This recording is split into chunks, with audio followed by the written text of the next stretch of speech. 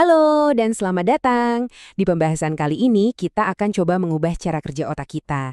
Bukan dengan bekerja lebih keras, tapi dengan hidup lebih cerdas. Siap untuk upgrade?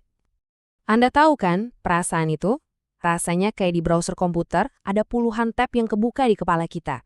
Kita coba kerjain 1000 hal sekaligus, tapi akhirnya nggak ada satupun yang benar-benar beres. Jujur aja deh, kita semua pasti pernah ngalamin ini. Nah, ini nih gambaran klasik kehidupan modern yang super sibuk. Bayangin aja, cek email sambil masak, sambil terima telepon. Kedengarannya familiar banget ya. Ini persis seperti cerita Kate dari Sundar yang kita bahas. Dia coba menyulap semuanya. Telepon, masak, scroll media sosial, plus TV nyala di belakang buat katanya sih santai. Kelihatannya sepele, tapi dampaknya serius loh. Kekacauan tadi kedengerannya familiar banget kan? Nah, di bagian pertama ini, kita akan bedah tuntas kenapa sih otak kita bisa sampai kewalahan begini, apa yang sebetulnya terjadi di dalam kepala kita waktu kita mencoba melakukan semuanya, serba sekaligus. Oke, coba kita bayangin ya. Korteks prefrontal kita, itu loh bagian otak yang tugasnya buat mengambil keputusan, dia itu ibarat seorang konduktor orkestra. Dia itu paling jago kalau disuruh fokus memimpin satu mahakarya aja dalam satu waktu. Kalau kita paksa dia buat mimpin dua orkestra sekaligus, yang keluar bukan simfoni yang indah, tapi ya suara berisik yang bikin pusing dan capek. Nah, ini nih bagian yang seru. Kita semua kan sering dengar kalau multitasking itu kunci produktivitas. Tapi coba lihat tabel ini. Ini benar-benar ngeruntuhin mitos itu. Ada eksperimen dari David Mayer yang nunjukin kalau otak kita itu sebenarnya secara biologis nggak bisa loh melakukan multitasking beneran. Yang kita lakukan itu cuma pindah-pindah tugas dengan super cepat. Dan proses ini justru bikin kita 50% lebih lambat dan lebih banyak bikin salah. Jadi, ya multitasking itu bukan pahlawan produktivitas, malah sebaliknya. Oke, kalau multitasking ternyata biang keroknya, lalu apa solusinya? Nah, kabar baiknya ada di bagian kedua ini. Prinsipnya tuh sebenarnya sederhana, dan jujur ini penuh harapan banget, otak Anda itu ternyata bisa berubah. Nah, ini dia kata kuncinya, neuroplastisitas. Kedengarannya rumit ya, tapi ini adalah konsep ilmiah yang jadi fondasi buat upgrade otak kita. Artinya apa? Artinya semua tindakan dan pikiran kita itu nggak cuma lewat gitu aja. Mereka itu secara harfiah, secara fisik, membentuk ulang struktur otak kita. Setiap hari. Keren banget kan? Kutipan ini benar-benar ngena banget. Otak Anda jauh lebih mudah beradaptasi daripada yang selama ini Anda yakini. Kenapa ini penting? Karena ini ngasih kekuatan balik ke tangan kita. Ini bukan lagi soal takdir genetik, atau kita udah terlahir begini, ini soal pilihan kita. Artinya, Anda adalah arsitek dari otak Anda sendiri. Oke, biar konsep ini makin kebayang, kita lihat yuk sebuah eksperimen yang super terkenal dari Bill Greenough. Dia punya satu pertanyaan besar, apa benar lingkungan itu bisa mengubah otak? Nah, buat ngejawab itu, dia menciptakan dua dunia yang benar-benar beda banget untuk para tikus. Jadi, di satu sisi, ada kelompok tikus yang hidupnya ya gitu-gitu aja. Sendirian di kandang yang kosong, nggak ada mainan, nggak ada teman, bosenin banget. Tapi di sisi lain, ada kelompok yang hidup di Disneyland tikus. Mereka punya teman, punya mainan kayak roda putar dan tangga, pokoknya aktif banget deh secara fisik dan sosial. Perbedaannya drastis banget kan? Dan hasilnya ternyata juga sama drastisnya.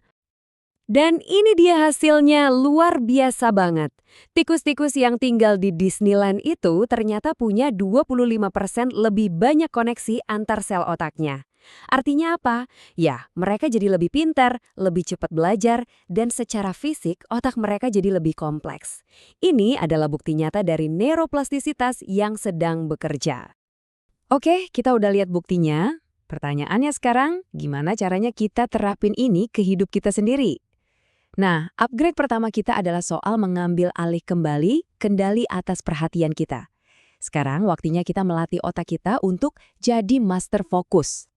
Jadi, poin utamanya di sini adalah tinggalkan multitasking. Mulai sekarang kita coba rangkul yang namanya monotasking, mengerjakan satu hal dalam satu waktu. Ini bukan berarti kita jadi lambat, justru sebaliknya, ini adalah sebuah superpower. Dengan begini, kita ngasih kesempatan buat si konduktor orkestra di otak kita untuk menciptakan sebuah mahakarya. Nah, selain multitasking, ada lagi nih yang namanya kelelahan mengambil keputusan atau decision fatigue.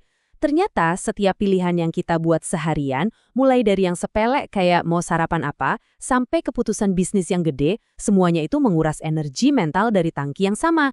Tangki yang sama yang kita pakai buat kontrol diri.